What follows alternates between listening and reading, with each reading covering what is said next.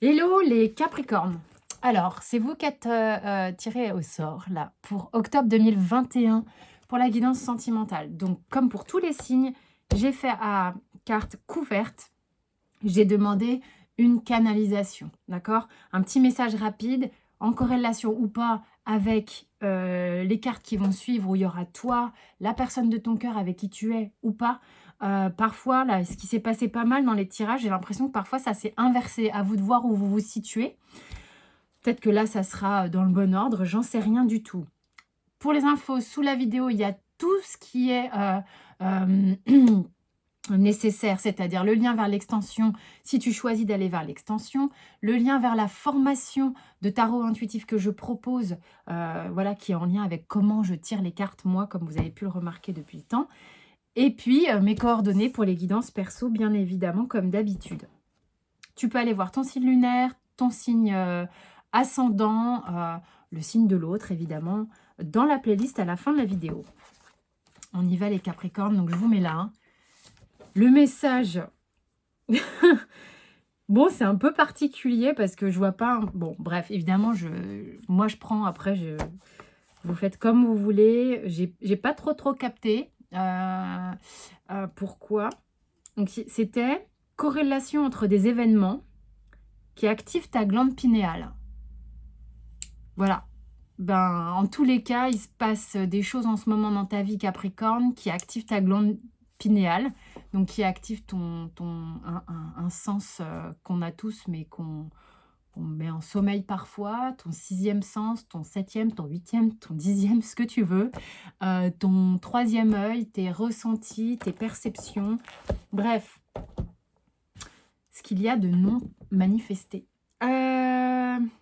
Pour tous ceux qui connaissent bien la définition de la glande pinéale, ça serait mieux dit que moi sans doute, mais bon. Vous voyez le principe, il y a des choses qui se passent dans ta vie en ce moment, Capricorne, qui activent ta glande pinéale. Bon, on y va. Énergétiquement, c'est parti Capricorne, que se passe-t-il? Déjà rien que la coupe. Bon, je peux pas m'empêcher, hein. Là je la vois, la coupe. Tu es en train de passer par une phase initiatique, visiblement, par rapport à ton chakra du cœur, à ton système amoureux, on me dit. C'est encore particulier comme façon de parler, mais tu as peut-être une façon de parler qui est un peu bizarre, toi-même. Voilà. Donc, en gros, tu es en train d'appréhender des choses au niveau de l'amour, de les traverser, de les intégrer, et on verra bien ce qui se passe. Bon, quand je bats les cartes, on m'entend moins parler, je sais. Ouh là là, t'es perdu. Ok. Donc, on a deux cartes là. On a le nadir et les doutes. Et ben, oui, t'es perdu. Tu te poses beaucoup de questions. C'est pas confortable parce que tu as l'impression que tu en vois pas le bout et que bah, ma foi, la lumière te semble bien loin au bout du tunnel. Sensation de perte de repère avec le nadir, on peut se sentir étouffé, étouffé par ces questionnements, étouffé par des espèces de up and down, un peu cycliques comme ça. Et puis, en tous les cas, ce qui est pas mal, c'est que finalement, ce vertige dans lequel tu te trouves te fait te poser des questions. Tu as la blessure de rejet qui est active ici. Et tu sais pas trop comment sortir de ça, en fait. Tu te blablabla, tu te l'infliges peut-être. Hein, tout seul, cet isolement.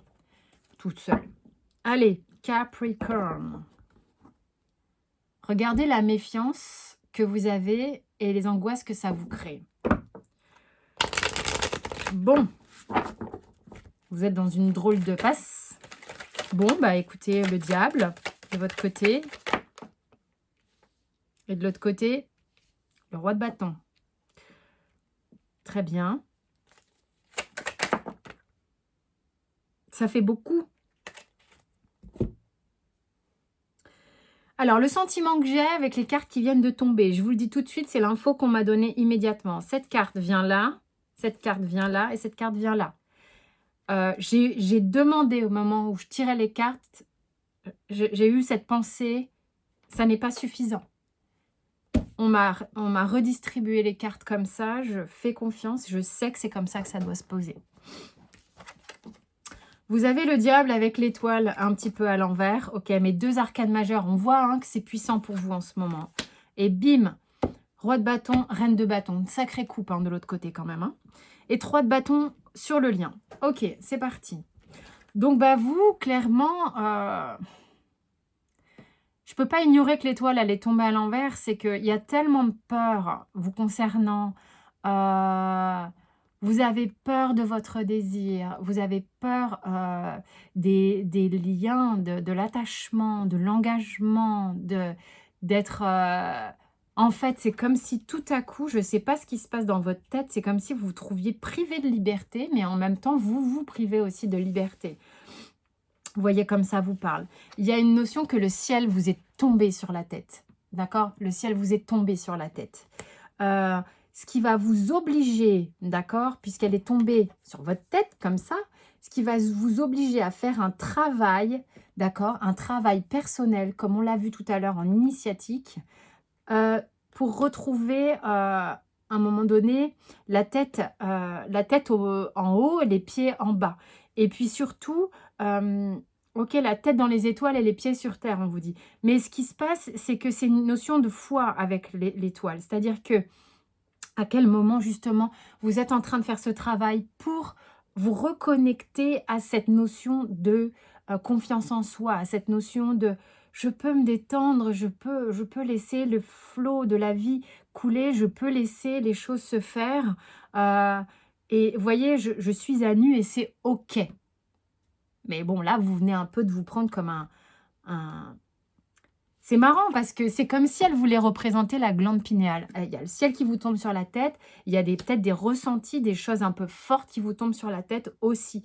Donc là, tête dans les étoiles, pieds sur terre. Ok, c'est pas pour rien que je fais de la réflexologie. Moi, j'aime bien l'idée d'aller s'ancrer les pieds dans la terre.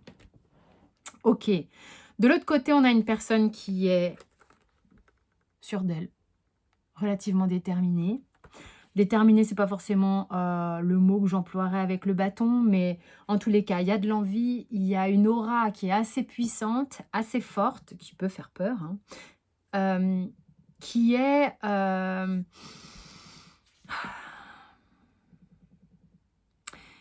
quand même que cette personne, quoi qu'on en dise, même si elle sait ce qu'elle veut d'une certaine manière, hein, parce qu'elle est au contact de son corps, de ses envies, bah, elle est un peu perturbée, cette personne, parce que le roi et la reine ne se regardent pas. Vous voyez ce que je veux dire? C'est que ça, c'est quelque chose qui est perturbant pour cette personne. Sur le lien, donc lui ou elle, hein, vous replacez. Sur le lien, vous avez le 3 de bâton. En gros... On est à un stade où on a beau être impacté, j'ai une énergie solaire là qui vient un peu de part et d'autre s'infiltrer dans cette personne. On a beau voir, ben on lâche pas la rampe. On lâche pas la rampe. On est encore en mode observatoire. Observation. Bon, je sais pas, vous replacez comme vous voulez. Alors ça... Ok, cette personne-là, elle est un peu perdue. Bah, cette personne-là, c'est vous. Désolée. Vous êtes sans doute un peu perdu, Capricorne, à l'idée du rôle que vous jouez dans votre vie.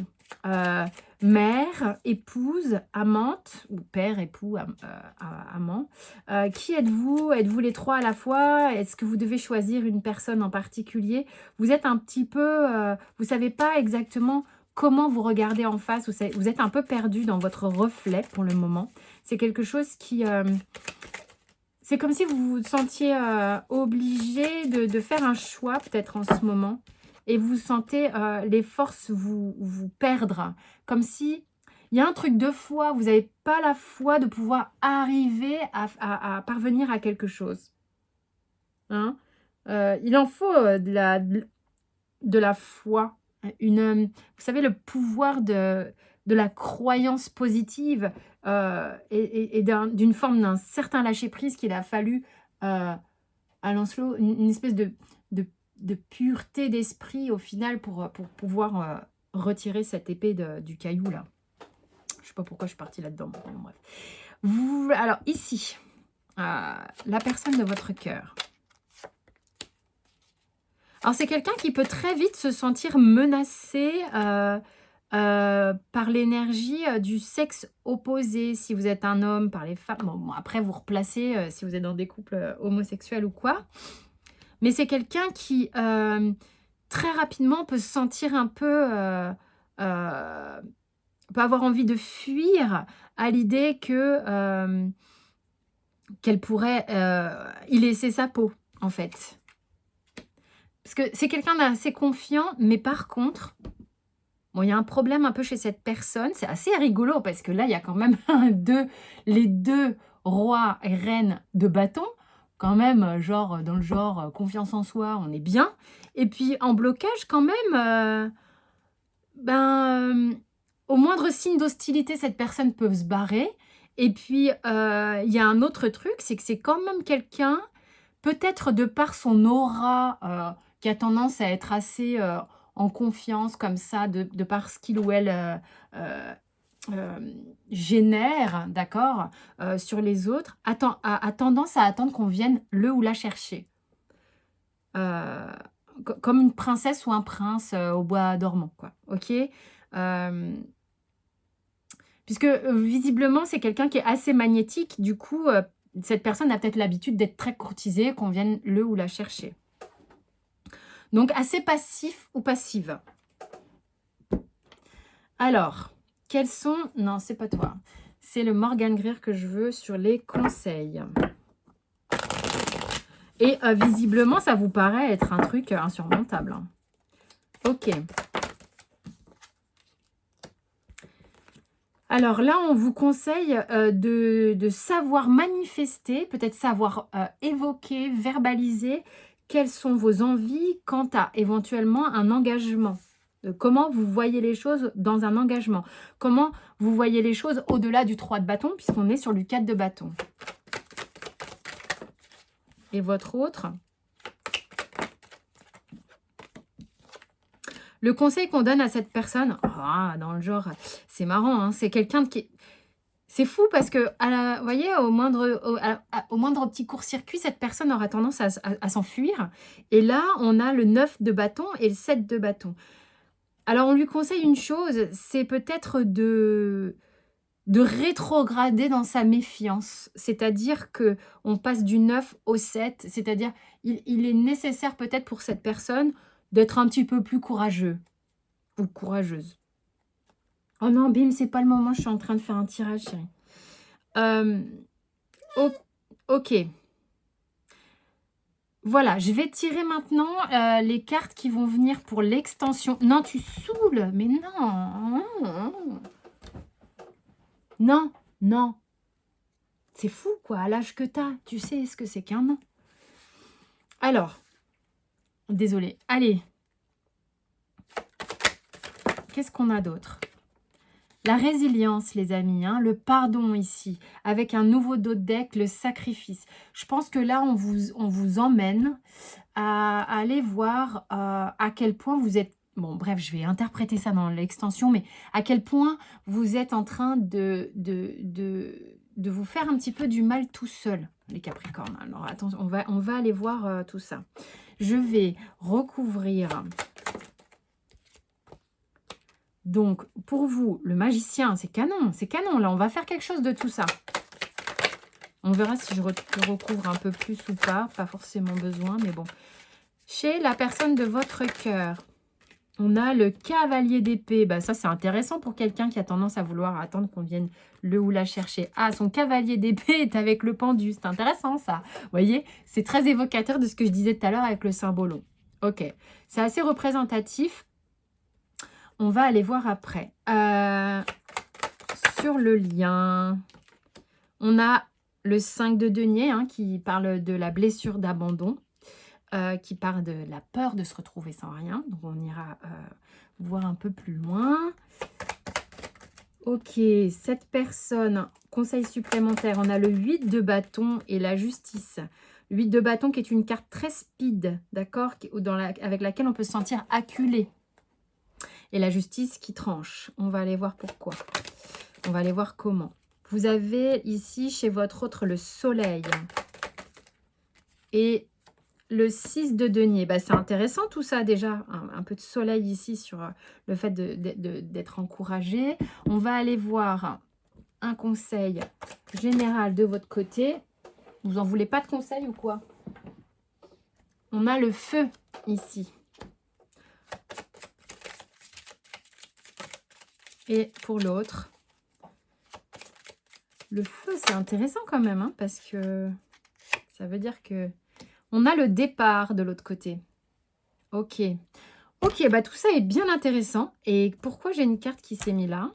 Une carte en plus. La carte bleue. La carte bleue qui est la carte la plus sympa, hein, qui vient adoucir la totalité. Donc ça, c'est plutôt une bonne chose. Allez, pour tous ceux qui s'arrêtent là, je vous remercie. Vous avez plein de tirages dans la playlist. Et merci de vous abonner, de liker et commenter. Vraiment, je lis tout, c'est un bonheur. J'espère en tous les cas que ça vous a parlé. Je vous fais plein de bisous. Et puis pour les autres, eh bien, je vous retrouve tout de suite dans l'extension.